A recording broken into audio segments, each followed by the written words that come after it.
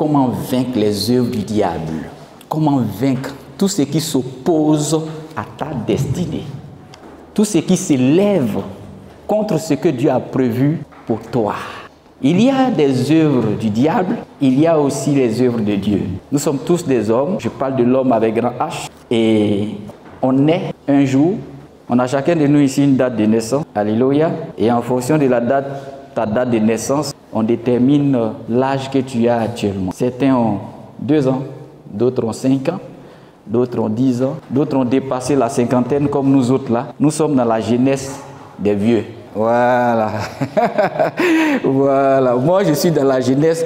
Je suis parmi les jeunes vieux. Voilà. Voilà. Donc, quand tu dépasses la cinquantaine, tu es dans la jeunesse des vieux. Alléluia. Progressivement, là, tu deviens encore plus vieux, plus vieux, plus vieux. Donc, vous voyez qu'on a tous un âge. On a tous un âge. D'autres sont à 15 ans, d'autres 20 ans, d'autres 30 ans, d'autres 40 ans, 50 ans, 60 ans. Et puis, il y a certains même qui atteignent 100 ans.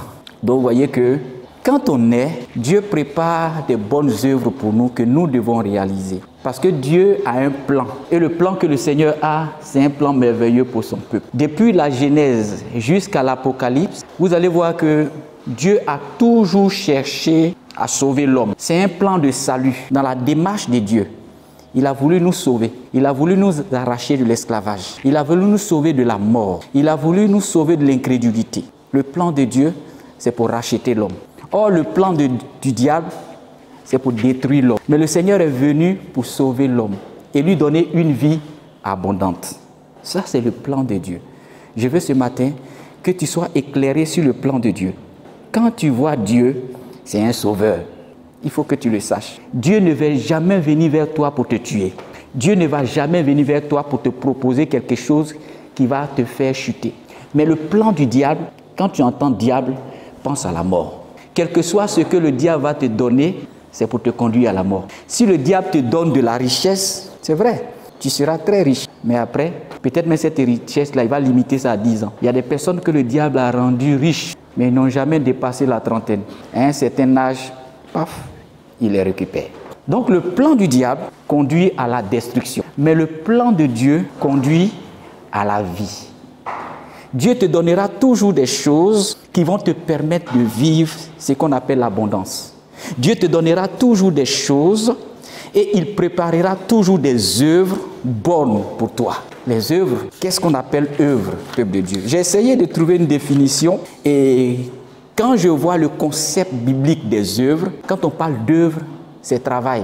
Ça renvoie toujours à la notion de travail, à la notion de production, à la notion de réalisation ou bien à un ensemble de réalisations que quelqu'un fait. On verra par exemple, quand vous prenez par exemple un écrivain, il va produire quoi? Il va réaliser quoi?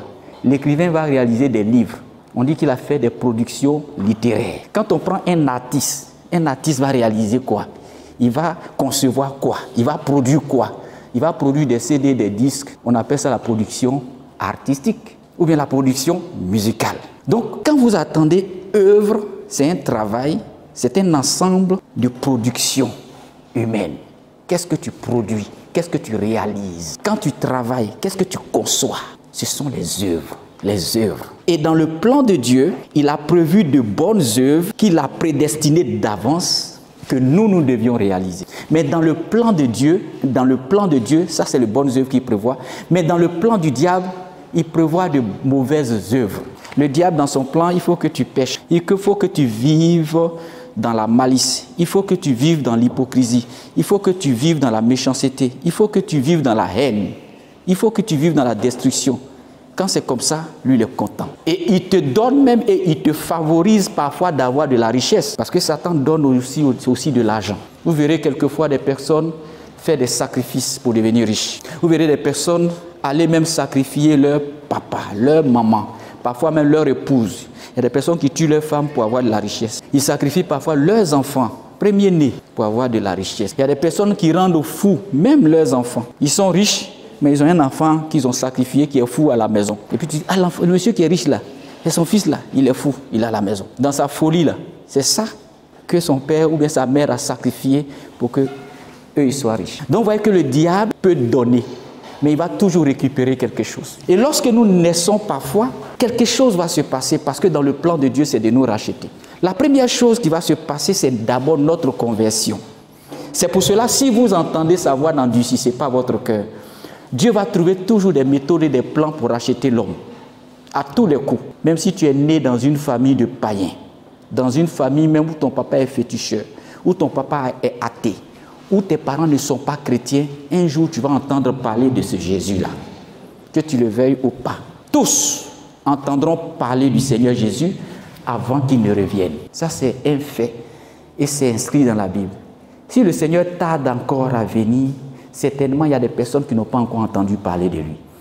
C'est pour ça qu'il y a l'œuvre de l'évangélisation. C'est pour ça qu'on parcourt le monde entier pour prêcher la bonne nouvelle. C'est pour ça que nous sommes là aussi, ici, à Santé. Nous sommes là pour proclamer la parole de Dieu, pour que plusieurs personnes acceptent Jésus. Et ils accepteront. Et ils viendront un jour. C'est pour ça que nous persévérons. Même si les chairs sont encore vides, nous allons persévérer jusqu'à ce que plusieurs personnes entendent parler de Jésus.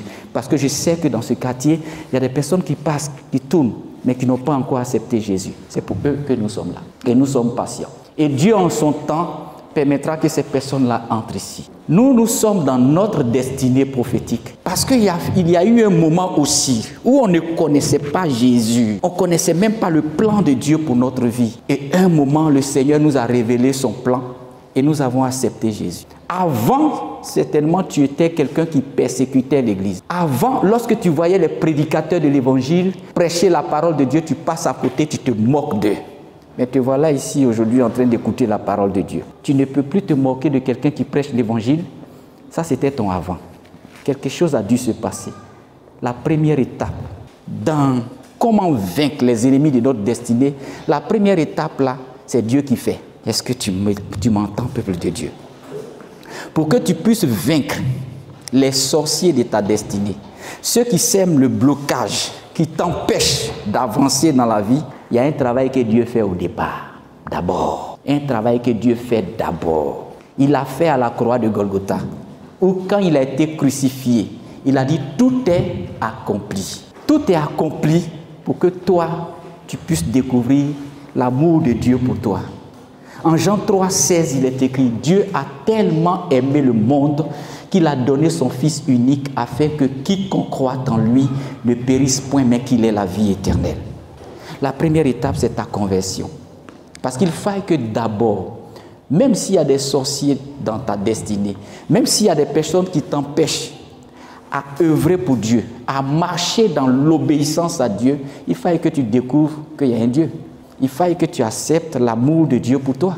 Il faut que tu saches qu'il y a quelqu'un qui est mort sur la croix pour tes péchés. Et Jésus réalise la première étape pour vaincre le diable dans notre vie. La Bible déclare que le Fils de l'homme a paru, en 1 Jean 3, verset 8, le Fils de l'homme a paru afin que les œuvres du diable soient détruites. Le Fils de l'homme, c'est Jésus. Il a paru. Quand on dit quelqu'un apparaît, c'est-à-dire que tu es dans le danger et tu attends que quelqu'un te sauve. Et puis, tu vois quelqu'un qui passe, qui arrive pour te sauver. Il a apparu. C'est-à-dire que ta vie est en danger. Ta vie est en train de basculer dans un cauchemar. Tu es en train de descendre dans un gouffre. Tu es en train de descendre dans un fossé. Et puis tu découvres qu'il y a quelqu'un qui vient te tendre la main, qui te soulève et puis t'empêche de tomber dans le trou. Il a apparu. Jésus apparaît un jour dans notre vie pour mettre fin à notre méconnaissance de Jésus-Christ de Nazareth. Vous savez, il y a un exemple dans la Bible qui milite en faveur de l'apparition de Jésus dans la vie de quelqu'un. Quelqu'un qui était persécuteur de l'Église. Il s'apprêtait même à aller prendre les chrétiens, les enchaîner pour les envoyer quelque part et les maintenir en esclavage. Son nom là, c'était Saul, Saul de Tarse. Quand on lit Actes chapitre 9, on va lire ce passage, peuple de Dieu. Et vous allez comprendre que Dieu fait quelque chose et Dieu apparaît un jour dans notre vie pour qu'on puisse être chrétien, pour qu'on puisse accepter Jésus. Nous sommes là, mais nous venons d'horizons divers. Chacun a une histoire avec Jésus. On n'était pas comme on est aujourd'hui là. On n'avait pas cette vie que nous avons aujourd'hui. Chacun a une histoire. Mais aujourd'hui, nous avons une autre vie. une vie qui est transformée, une vie qui est renouvelée, une vie où Jésus règne désormais comme le maître de notre vie, où Jésus guide. Que s'est-il réellement passé? Tu avais une vie de débauche hier. Tu avais une vie même où tu vilipendais les hommes de Dieu, où tu ne voulais même pas écouter la parole de Dieu. On a été tous des rebelles un jour. Mais un jour, le Fils de Dieu, le Fils de l'homme a apparu dans notre vie et quelque chose s'est passé. Ça, c'est la première étape de la destruction des œuvres du diable dans notre vie. Parce que le chemin qu'on était en train d'emprunter, ce n'était pas un chemin qui mène à la vie. C'était un chemin qui menait à la mort. Mais aujourd'hui, quelque chose s'est passé. Écoutons l'histoire, cette histoire, mais je vais la rendre très brève, du Saul. En Actes chapitre 6, lisons les 9 premiers versets, à partir du verset 1. Cependant, Saul, respirant encore la menace et le meurtre contre les disciples du Seigneur, se rendit chez le souverain sacrificateur et lui demanda des lettres pour les synagogues de Damas, afin que s'il trouvait des partisans de la nouvelle doctrine, hommes ou femmes, il les amène liés à Jérusalem. Vous voyez, Saul, on dit qu'il respirait encore la menace. C'est comme ça que le diable fait. Il respire la menace contre ceux qui servent Dieu. Donc il respirait la menace encore et le meurtre contre les disciples du Seigneur. Se rendit chez le souverain sacrificateur et lui demanda des lettres pour les synagogues de Damas, afin que s'il trouvait des partisans de la nouvelle doctrine, hommes ou femmes, il les amène liés à Jérusalem. Comme il était en chemin et qu'il approchait de Damas, tout à coup, une lumière venant du ciel resplendit autour de lui. Il tomba par terre et entendit une voix qui lui disait « Saul, Saul, pourquoi me persécutes-tu » Il répondit « Qui es-tu, Seigneur ?» Et le Seigneur dit « Je suis Jésus que tu persécutes. Il te serait dur de regimber contre les aiguillons. » Tremblant et saisi d'effroi, il dit « Seigneur, que veux-tu que je fasse ?»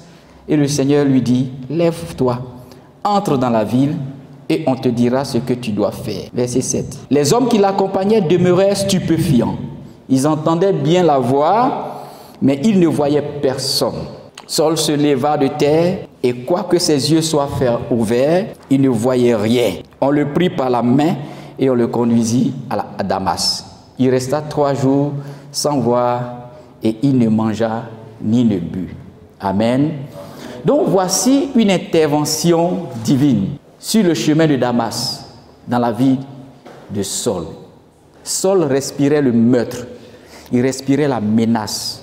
Il partait pour saisir des hommes et des femmes qui croyaient à la nouvelle doctrine, qui croyaient à Jésus, afin de les amener liés. Regardez cette image et vous allez comprendre. Cette semaine, après ma prière, une nuit, le Seigneur m'a montré une vision où il m'a présenté 4 jeunes. 4 jeunes qui avaient été saisis. Et dans la vision, c'était un songe que j'ai vu. Il y a des personnes qui ont été saisies. En fait, c'était des chrétiens. C'était des chrétiens et ils devaient être emmenés quelque part dans le songe. Et bizarrement, moi, je devais aller avec eux. Mais je suis resté et je ne voulais pas aller. Et j'ai vu que ces personnes-là, les gens les ont pris. J'avais la possibilité d'aller avec eux, mais j'étais là. J'ai dit, je ne bouge pas. Et ils sont partis avec ces personnes. Je voyais que ceux qui ont pris ces 4 jeunes, ils les ont mis tout nus, hein, à poil. Ils les ont baligeonnés de kaolin rouge, les kaolins rouges là. Ils ont mis ça sur leur corps. Ils les ont enchaînés par les bras. Et puis ils ont commencé à partir avec eux. Et j'étais comme ça, couché sur le dos. Quand je me réveillais, j'avais ma main comme ça. Et puis couché sur le dos. Et puis j'observais la scène. Je me suis réveillé. Je vois que je suis dans une position particulière. Couché sur le dos, mais la main croisée comme ça, et puis je regardais la scène. Quand je me suis levé de mon lit, j'étais comme ça, hypnotisé, je regardais. J'ai dit, mais Seigneur, qu'est-ce que ça veut dire? Et automatiquement, le verset de 1 Jean 3, verset 8, me vient à l'esprit. Le Fils de l'homme est paru pour détruire les œuvres du diable. Le Seigneur venait de me montrer déjà la définition, la révélation au travers de ce songe. Beaucoup aujourd'hui sont emmenés dans des endroits parce qu'ils sont séduits par le diable, soit pour avoir de l'argent, soit pour avoir de la popularité. Ils sont emmenés à tisser une alliance. Parfois, ils vont, sans savoir, ils vont en réalité. C'est après qu'ils découvrent qu'ils sont tombés dans un piège de Satan. C'est ce qui se passe aujourd'hui, peuple de Dieu. On court après la popularité aujourd'hui. Même les hommes de Dieu. La cabale juive est rentrée dans l'église. La sorcellerie, l'occultisme juif est rentré dans l'église. Les gens utilisent des épées. Il y a l'épée de David, l'épée de Salomon. Tout ça comme objet de culte. Mais ce n'est pas en réalité l'épée dont parle la Bible. C'est du satanisme. Ils font des programmes pour envoûter plusieurs milliers de personnes. Plusieurs milliers de personnes. Pour les envoûter, les attirer. Et pendant qu'ils font ces programmes, c'est juste pour détecter les étoiles que vous avez sur votre vie. Et puis ils envoient des émissaires vers vous. Parce que c'est pendant que les gens se regroupent là, que les grands sorciers sont aussi dans la salle. Et puis ils captent les étoiles. Un là-bas, un là-bas, un là-bas, un là-bas, un là-bas, un là-bas. Ils envoient des gens vers vous maintenant. Ça peut être des jeunes filles. Peut-être que toi, tu es un jeune homme. Tu songes au mariage, tu cherches l'âme sœur. Tu vas dans un milieu de ce genre. Ton étoile est détectée. Ils vont envoyer une jeune fille vers toi. Bien jolie même. Qui va te séduire. Tout simplement pour chercher à coucher une seule fois avec toi. Pour te récupérer quelque chose. Parfois, ils font des propositions de plusieurs millions, parce qu'ils savent le problème que tu as. Le diable sait. Il connaît aussi nos préoccupations, nos problèmes. Comme Dieu sait ce dont nous avons besoin. Le diable peut te proposer un raccourci rapide en chape-chape, là. En chape-chape, rapidement. Et puis, tu as ce que tu cherchais là. Tu es content. Il t'a donné, mais ce qu'il t'a pris là, il a pris ton étoile. On est tous avec des étoiles, peuple de Dieu. Chacun naît avec une lumière, une étoile sur sa vie. Regardez même le petit enfant Jésus, lorsqu'il naissait dans la crèche, les mages ont vu son étoile à Bethléem et sont venus pour l'adorer. Les mages de l'Orient ont parcouru plusieurs milliers de kilomètres. Mais pendant qu'ils parcouraient ces milliers de kilomètres-là, ils ont été guidés par l'étoile de l'enfant Jésus. Nous sommes tous des stars. Nous sommes tous des étoiles. Nous sommes tous des lumières. Allez-y voir dans Matthieu 5, versets 13 à 14. Le Seigneur a dit, vous êtes la lumière du monde, vous êtes le sel de la terre. C'est ce que nous sommes.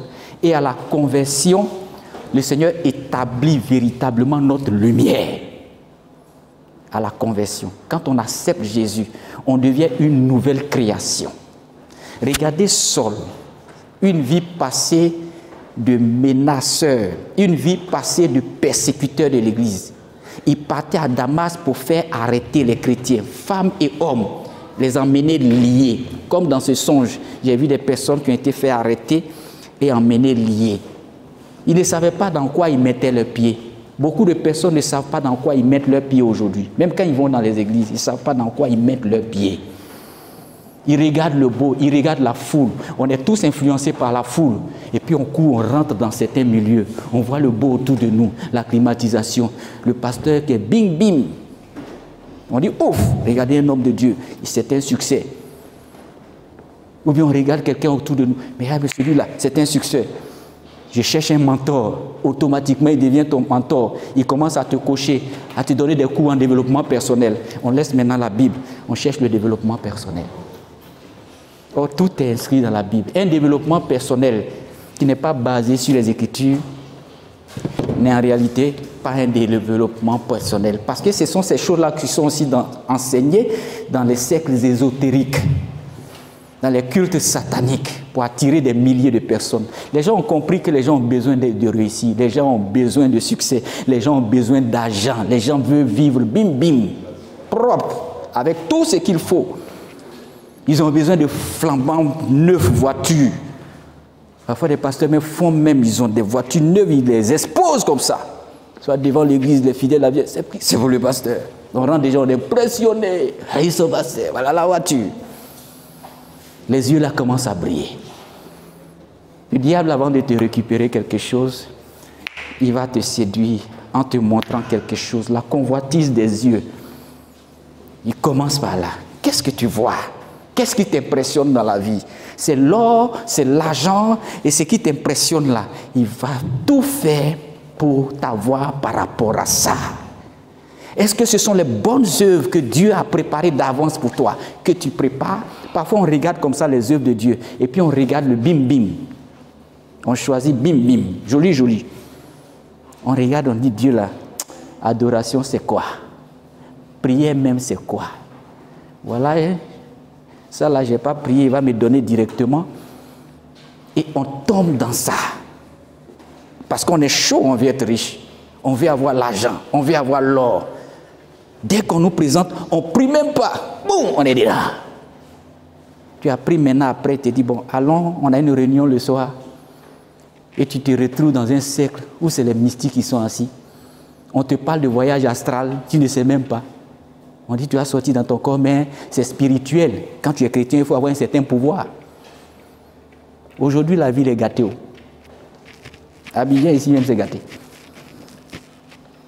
Tu veux l'or, tu auras l'argent. Tu as soif de richesse, tu seras riche. Tu veux voyager, tu vas voyager. C'est facile même de partir. Quelqu'un va détecter ton étoile quelque part. Il sait que tu es un footballeur. Tu arrives dans un programme de pasteur. Quelqu'un va venir vers toi.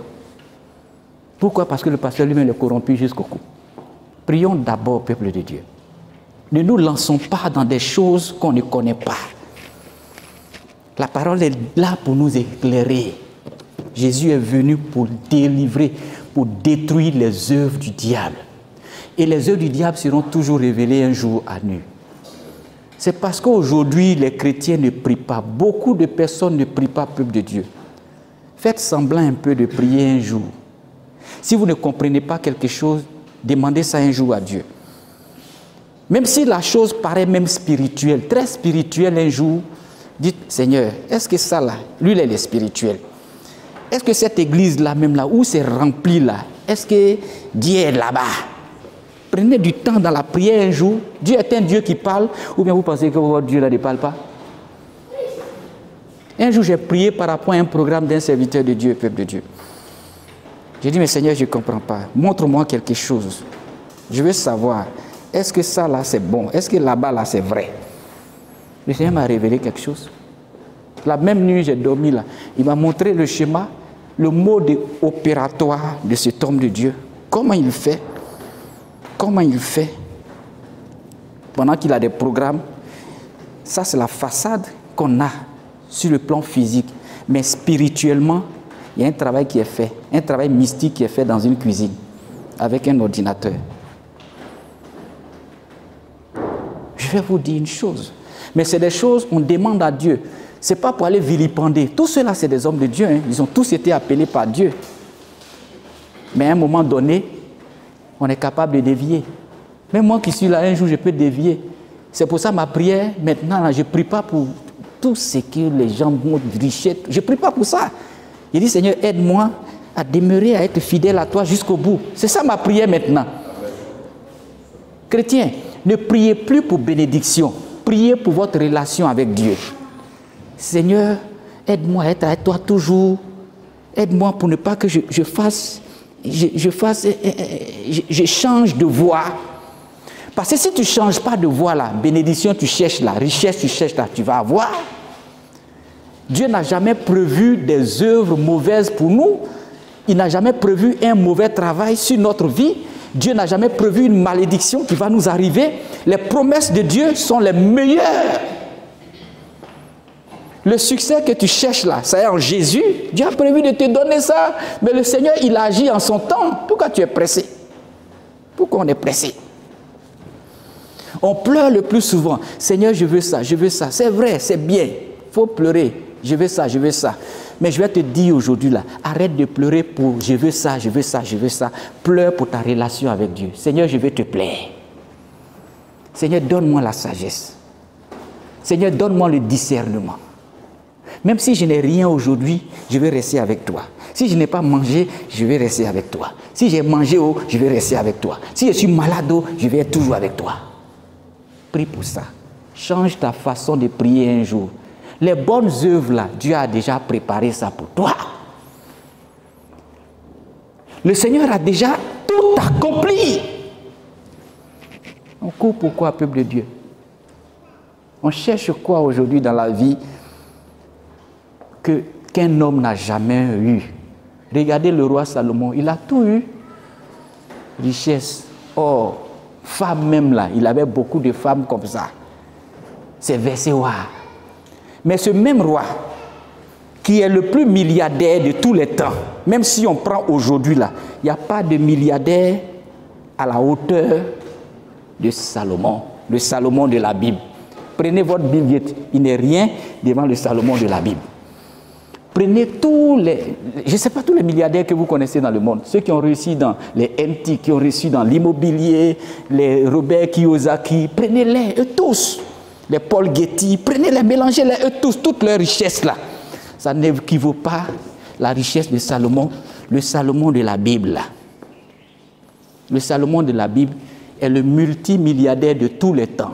Si on veut convertir ce qu'il avait avec les milliardaires contemporains, ils n'ont pas, il n'y a pas match. Il n'y a pas match. Qu'est-ce qu'il n'a pas fait? Femme, il a aligné comme ça. Qui a eu plus de femmes que Salomon? Qui a plus fait relations sexuelles que Salomon? On court après le sexe là. Qui a fait plus sexe que lui? Tout ça, il a goûté. Mais à un moment donné, il a dit, tout est vanité et poursuite du vent. La seule chose qui mérite pour nous d'être recherchés ardemment, c'est notre relation avec Dieu. Nous sommes dans un temps de séduction, peuple de Dieu. Les gens viendront pour nous séduire. Regardez ce moment où nous sommes, où l'église paraît déserte. Ce sont des moments où on peut avoir des propositions très alléchantes. Tu veux que ton église grandisse? Eh bien, c'est spirituel. On a quelque chose pour toi. Au départ, on peut te proposer un chèque pour construire ton temple. On peut te donner un chèque de 250 000 euros. On peut te donner peut-être 70 millions, parfois même 100 millions. On te donne, hein? On te donne. Après, on commence à te donner des cours. Et puis après, tu te retrouves dans un endroit où tu dois voyager, sortir de ton corps. On te met dans un programme de sorcellerie. À un moment donné, tu commences à porter des talites dans l'église maintenant. C'est des manteaux comme ça. Quand tu fais ça, les gens tombent. Les bagues. Moi, ça, c'est mon alliance, c'est ma bague de mariage. Après, c'est les bagues mystiques, là. La cabale juive. Tu as ça sur toi pour moi. Les gens commencent à venir comme ça. Il y a un serviteur de Dieu qui rendait son témoignage sur YouTube. Allez voir le prophète Placide Massessé. Il est rentré dans la cabale juive. Il a fait 4 ans là-dedans. Au départ, il était avec sa petite équipe dans l'église, comme notre petite église là, avec quelques diacres. L'église ne marchait pas, les gens ne venaient pas.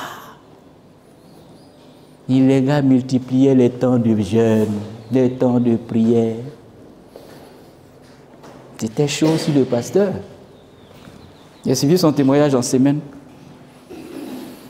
C'est dans ça là qu'il y a un serviteur de Dieu qui l'appréciait bien, un prophète aussi, qui l'a approché un jour, qui lui a dit, mais tiens, il allait se confier à lui, vraiment, il faut prier pour moi, ça ne fonctionne pas trop au niveau de l'église, c'est un peu difficile. Bon, Dieu merci, je suis avec les diacres, on fait fonctionner les choses, mais tout est compliqué. Il a dit, ah d'accord, mais je peux t'aider. Je peux t'aider, on va voir ce qu'on peut faire. Je vais parler de ça à notre grand prophète. Et puis, bon, je te ferai signe. Vous allez parler de ça à lui aussi, celui qui l'a coché, son mentor, son parrain, aussi homme de Dieu. Et puis, ils ont décidé de le faire entrer dans le système, de le connecter. Et quand les gens parlaient de connexion, je dis, mais c'est quoi connexion? Il y a quelqu'un qui me parlait même de connexion.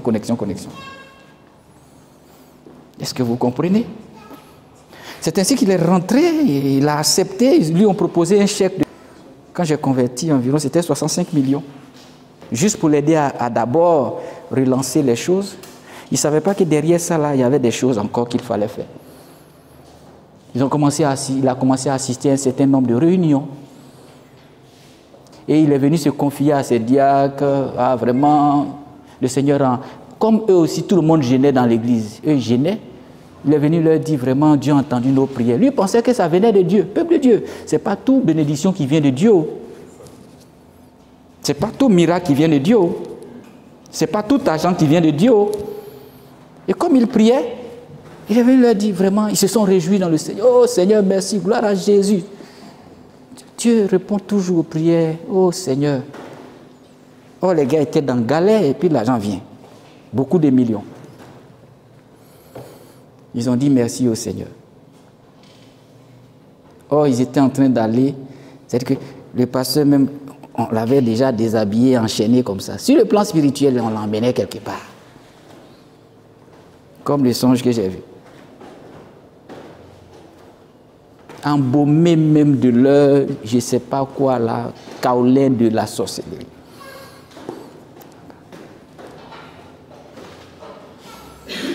Et comme il avait commencé à assister à leur rencontre, et puis un jour, quand il arrivait à la rencontre, ils lui ont proposé, il y a des cours qu'on doit faire de l'autre côté, chez le grand maître. Il faut voyager, sortir de son corps et puis se retrouver quelque part là-bas où ils vont recevoir d'autres enseignements. Ça devient sérieux là maintenant. C'est une autre étape. Vous voyez, à partir de petites choses on te donne là. Et quand on fait ça, quand le diable fait ça, il connaît déjà ta destinée. Il sait que toi là, tu es appelé à être un grand pasteur, un grand homme de Dieu, mais il veut court-circuiter.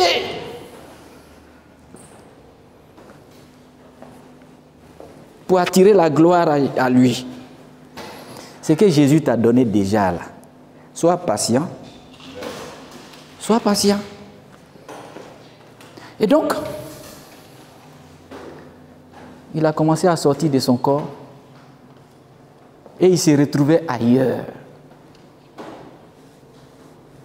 Il est avec toi ici dans le monde physique et il voyage de l'autre côté pour aller recevoir encore des enseignements. Aujourd'hui, vous voyez, beaucoup d'enseignements sont donnés, mais qui ne viennent même pas de Dieu.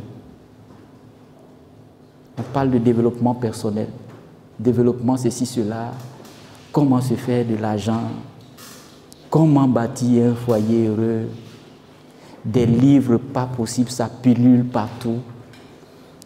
On néglige même la parole vivante de Dieu. Combien de personnes lisent la Bible aujourd'hui?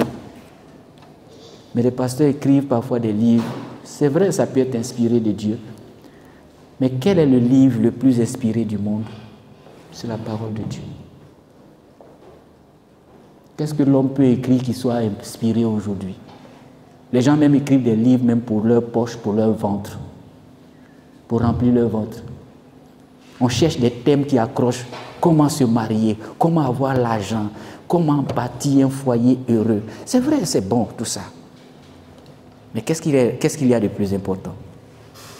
Le salut de ton âme. Comment avoir une fortune élevée? Comment se faire de multiplier ses ressources? Comment avoir de la bonne prestance? La bonne prestance se trouve avec le Saint-Esprit. Revêt-toi seulement de l'Esprit de Dieu. Et tu verras la gloire de Dieu. Quel est le meilleur revêtement qu'un homme peut avoir si ce n'est pas le Saint-Esprit sur sa vie? Je ne dis pas que ces choses-là, nous devons les négliger. Nous pouvons les lire. Mais le numéro 1, number one, C'est ça là. C'est ça là. Ça doit être toujours dans ta poche. Toujours quand tu voyages là. Quand tu marches, ça là, ça doit être ça. Quand tu dors même au chevet de ton lit, même si tu veux, il faut faire ça à oreiller. Dans ta voiture, partout, la Bible. Dans ta maison, la Bible. À tes enfants, la Bible. Je bénis Dieu pour une petite fille. Elle aimait tellement la Bible. Elle allait dans l'école du dimanche, mais elle n'avait pas sa Bible. Et sa mémé, sa grand-maman a acheté une Bible d'enfant pour elle. Quand j'ai vu ça sur les réseaux, j'étais content. Il dit, la petite fille, sa grand-maman est venue un dimanche comme ça, après le culte. Quand ils sont arrivés à la maison, elle a dit, j'ai une surprise pour toi, ma bébé. J'ai une surprise pour toi. Tu sais c'est quoi? Sa maman a levé comme ça. Sa grand-mère, elle a mis comme ça. Elle a dit, voici la Bible que tu aimes tant. La petite fille a commencé à pleurer. Elle a commencé à pleurer. Elle s'est plongée sur sa maman. Puis elle pleurait comme ça, pleurait de joie. Je regarde ça, je dis, mais j'ai des frictions, peuple de Dieu. Une petite fille qui pleure de joie parce que sa grand-mère a acheté une Bible. Combien de personnes peuvent pleurer de joie lorsqu'ils reçoivent leur première Bible? Or, tout est là. Le chemin de la vie, le chemin qui nous délivre. Regardez combien de fois les liens que nous avons eus, où l'ennemi nous envoyait dans le gouffre, dans le fossé même de la mort. Mais en lisant la parole de Dieu, en acceptant la parole de Dieu, nous qui étions condamnés à mort, nous qui étions des impudiques, des adultères, des menteurs, des hypocrites. Regardez combien de fois on est devenu saint aujourd'hui. Qui a fait ça? Cette œuvre-là, tu penses que c'est toi qui l'as accomplie? Tu veux te battre pour abandonner l'impudicité. Tu ne peux pas. Oh. Ta force ne peut pas. C'est Jésus. Il s'est battu pour être saint pour toi. C'est ça aussi l'effet de la grâce. Avec la loi, on cherche à faire quelque chose. Mais avec la grâce, qu'est-ce qu'on fait, peuple de Dieu? La Bible déclare que l'œuvre de Dieu, c'est que nous croyons en celui qui l'a envoyé. L'œuvre de Dieu, il faut croire simplement. Tu n'as rien à faire. C'est ce qu'on appelle la grâce. Le travail que Dieu fait là, on n'a plus rien à faire. On doit croire. C'est parce que j'ai cru que je suis devenu saint. Ce n'est pas parce que je me suis battu à le péché. Quand je me battais à le péché là, je ne pouvais pas. Je me bats avec mes propres forces. Aujourd'hui là, je tombe encore dedans. Séduction vient, je tombe dedans. Piège vient, je tombe dedans. Parce que je me battais avec mes propres forces. J'ai cru que Jésus a payé et tout est accompli. Et la puissance du Saint-Esprit qu'il a envoyé a fait le travail pour me rendre saint. C'est ce que Dieu est en train de faire dans ta vie. C'est ce que Dieu fait pour nous, peuple de Dieu. On n'a plus à faire Nyaga. On ne fait plus Nyaga pour lutter contre le péché.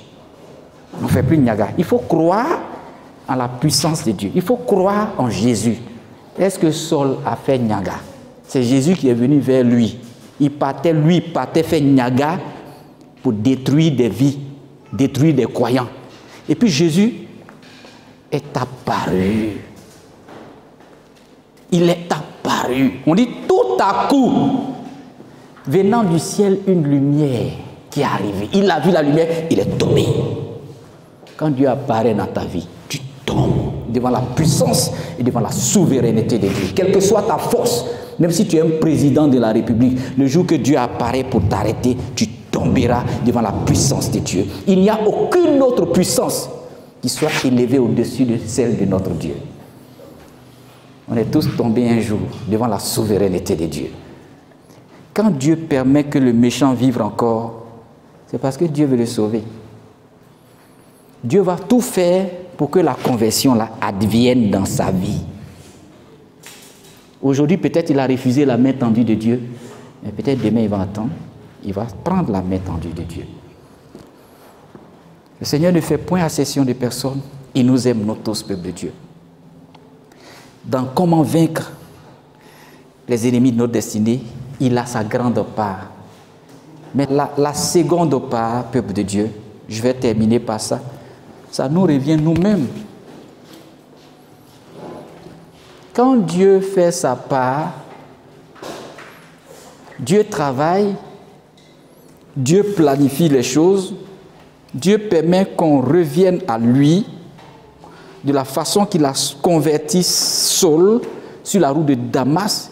Il aura toujours des projets que Dieu va mettre en place, des systèmes pour te faire revenir à lui, pour te ramener à lui.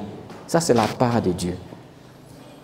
Mais toi aussi, quand tu viens au Seigneur, tu ne dois pas croiser les bras. Tu as une part à jouer. Vous savez, quand on vient au Seigneur maintenant, Dieu va ouvrir nos yeux. Parfois, dans le combat spirituel, on a l'impression que les gens de Satan, là, ils sont nombreux. Mais pourquoi ils sont beaucoup comme ça derrière moi? Pourquoi quand je dors, les gens me poursuivent à tout moment? Pourquoi les sorciers là sont contre moi-même?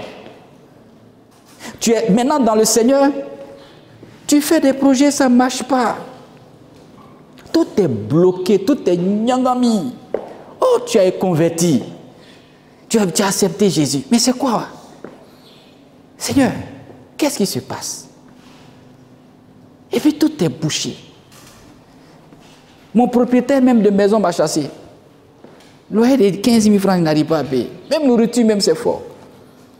Je n'arrive pas à travailler. Je ne me suis pas encore marié parce que je n'ai pas encore une bonne situation. Seigneur, qu'est-ce qui se passe? Qu'est-ce qui se passe? Qu'est-ce qui se passe? Un lot de réalité arrive à toi maintenant, après ta conversion. Les ennemis de ta destinée te poursuivent, juste tu es converti, même ils sont derrière toi. Les sorciers même sont derrière toi. Ils ont bloqué tout. Oh, tu as accepté Jésus. Le Seigneur a fait sa part, mais il continue toujours d'être avec toi parce que lui ne va pas t'abandonner. Qu'est-ce qu'il veut que tu fasses maintenant? C'est simple, peuple de Dieu. Le Seigneur veut que tu te lèves dans la prière. Il a dit, nous n'avons pas à lutter contre la chair et le sang, mais contre les esprits méchants dans les lieux célestes. C'est cité dans Éphésiens chapitre 6, à partir du verset 10. Il faut faire la lecture, tu vas voir. Et là, il donne les armes spirituelles qu'il faut, que tu dois utiliser. Parfois, tu dois te lever. Les sorciers, ils opèrent généralement entre minuit et 3 heures du matin. Et pendant ce temps-là, certainement ton sommeil est doux. Mais parfois, il faut te lever au cours de cette période-là. Et puis prier, prendre autorité en t'appuyant sur la parole de Dieu. Tu dis simplement, Seigneur, c'est toi qui as dit que tu m'as donné le pouvoir sur les sorciers. Donc le pouvoir que tu m'as donné là, moi je vais exercer. Tout sorcier de ma vie, tout sorcier, sorcière qui travaille contre moi pour bloquer mon travail, pour bloquer mon mariage, pour bloquer mon voyage, pour bloquer ceci, au nom de Jésus, je te livre en spectacle et je détruis tes œuvres au nom de Jésus. Prie comme ça. Et puis il faut foncer un peu. Faire au moins 1 heure de prière. Tu vas voir. Il faut prier sur une période. Jusqu'à ce que tu sentes que les réalités de ta vie commencent à changer. Ça, c'est ta part. C'est juste un effort. Prends autorité sur les œuvres du diable. Détruis-les au nom de Jésus. On ne peut rien avoir sans la prière. Prier aussi, c'est faire confiance en Dieu. Quand tu pries, tu fais confiance en Dieu. Peuple de Dieu. Dieu veut ouvrir vos yeux spirituels. Regardez Élisée et Élie. Pendant que Élie avait un œil spirituel, il savait que ceux qui étaient avec lui sont plus nombreux que les ennemis, les Syriens qui venaient. Mais son serviteur, Élisée ne lui voyait pas. Lui, il voyait l'armée adverse. Il voyait dans le physique tous ceux qui venaient contre eux. Mais il a fallu que Élie prie. Il dit, Seigneur, ouvre les yeux de mon serviteur, afin qu'il voie aussi ce que je vois et qu'il sache que ceux qui sont avec nous sont plus nombreux que ceux qui sont dans le monde là. Ce que tu vois là, cette montagne, ce problème, ce blocage-là, n'est pas plus grand que ce que Dieu t'a donné. Ce qui en toi est plus grand, est plus fort et peut écraser le blocage que tu vois. C'est Jésus-Christ de Nazareth. Par la prière, tu sauras, tu verras, et ça va te donner la force, la foi. Le travail que Dieu fait dans notre vie, c'est de nous faire croire en sa puissance. Tous les miracles que Dieu opère, c'est pour que tu crois que Dieu est puissant. Or, Dieu a fait déjà des miracles dans ta vie que tu as oubliés aujourd'hui. Rappelle-toi, souviens-toi au moins de quelque chose que Dieu a fait dans ta famille, dans ton foyer, dans ta maison un jour. Ça va fortifier ta foi. Lève-toi dans la prière. Dieu a déjà tout accompli. Il t'a donné maintenant l'autorité, la puissance de prendre l'autorité et de détruire les œuvres du diable. Tu as cette capacité, tu as cette force, tu as cette capacité en toi, tu as ce pouvoir en toi. Jésus te l'a déjà donné. Si rien ne marche, tu peux dire à Satan, toi qui opères dans ma vie et qui permet que rien ne marche, je t'ordonne aujourd'hui et je te livre en spectacle. Libère ma vie. Pars au nom de Jésus.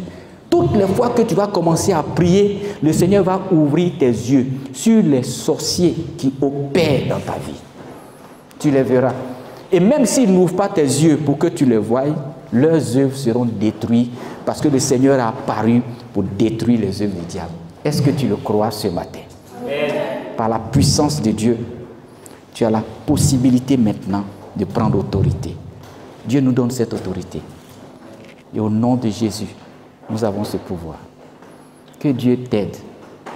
Lève-toi, parce que le Seigneur a déjà tout accompli. Entre maintenant dans ta destinée. Combat les ennemis de ta destinée en sachant que Dieu a déjà vaincu les ennemis de ta destinée. C'est parce que tu n'as pas encore confiance en Dieu. Tu n'as pas encore la foi. Dieu attend de toi la foi pour agir. Oui, Dieu attend de nous la foi pour agir. Dieu attend de nous la foi. Quand tout est accompli, il faut la foi pour récupérer ce qui est accompli. Mais si tu n'as pas la foi, tu n'as pas la confiance. Le Seigneur t'a dit qu'il t'a déjà donné le voyage, il t'a donné déjà le mariage.